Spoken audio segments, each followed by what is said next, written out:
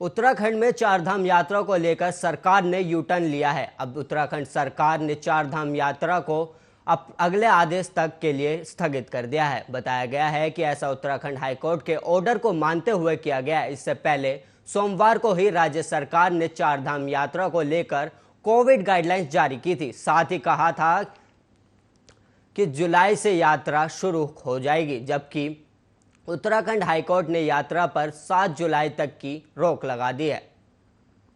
उत्तराखंड सरकार ने चारधाम यात्रा के लिए जो कोविड गाइडलाइन सुबह जारी कर दी थी, उसमें कहा गया था कि यात्रा का पहला चरण 1 जुलाई से शुरू होगा, फिर 11 जुलाई से यात्रा का दूसरा चरण शुरू होगा। आगे कहा गया है कि नेगेटिव कोरोना रिपोर्ट भी जरूरी होगी। राज्य सरकार ने सीमित लोगों के साथ यात्रा की शुरुआत की बात कही थी, लेकिन अब यात्रा को अगले आदेश तक के लिए स्थगित कर दिया गया है।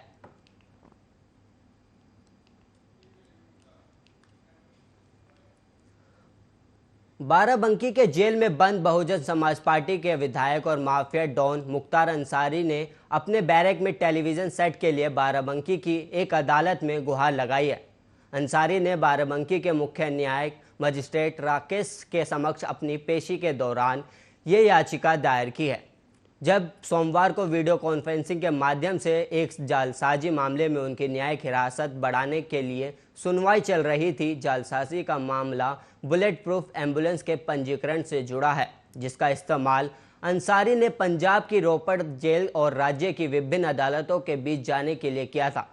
अंसारी के वकील रणधीर सिंह सुमन ने कहा कि उनके मुवक्किल ने अदालत को बताया कि सरकार ने जेल के कैदियों को समाचार और मनोरंजन कार्यक्रम देखने की सुविधा के लिए राज्य भर में जेल बैरकों में टेलीविजन के लिए प्रावधान किए हैं। अंसारी ने अदालत से बांदा जेल को उसकी हड्डी रोग संबंधी समस्या के इलाज के लिए जेल में हर दिन फिजियोथेरेपी मुहैया कराने का निर्देश देने का भी अनुरोध किया है। उन्होंने कहा कि उनके बार बार अनुरोध के बावजूद बांदा जेल प्राधिकरण ने उन्हें इस आवश्यक चिकित्सा सहायता से वंचित रखा है।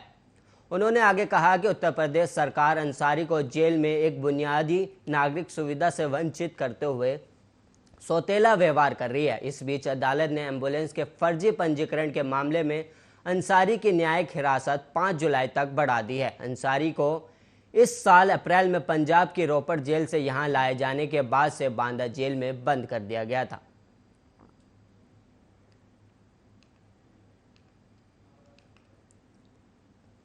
महाराष्ट्र के पूर्व गृह मंत्री अनिल देशमुख मंगलवार को एक बार फिर प्रवर्तन निदेशालय के सामने पेश होने से मना कर दिया है।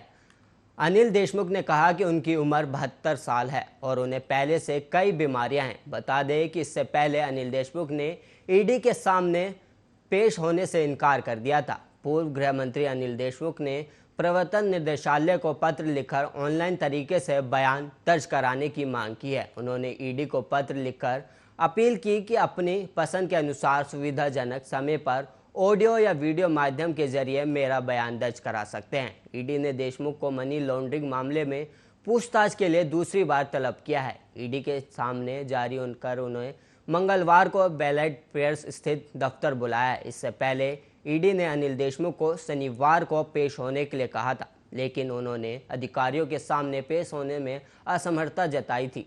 देशमुख के वकील जयवंत पाटिल ने ईडी दफ्तर पहुंचकर समय देने की मांग की थी। साथ ही देशमुख से पूछताछ के संबंध में भी जानकारी मांगी थी। हालांकि उस समय ईडी के अधिकारियों ने पेशी के बारे में कोई तारीख नहीं दी थी।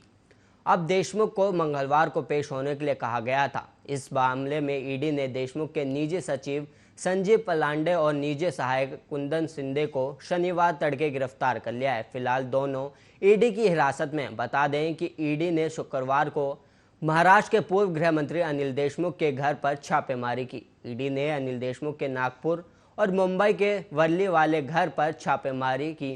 ईडी की ओर से नागपुर और मुंबई में अलग अलग छापेमारी की जा रही है।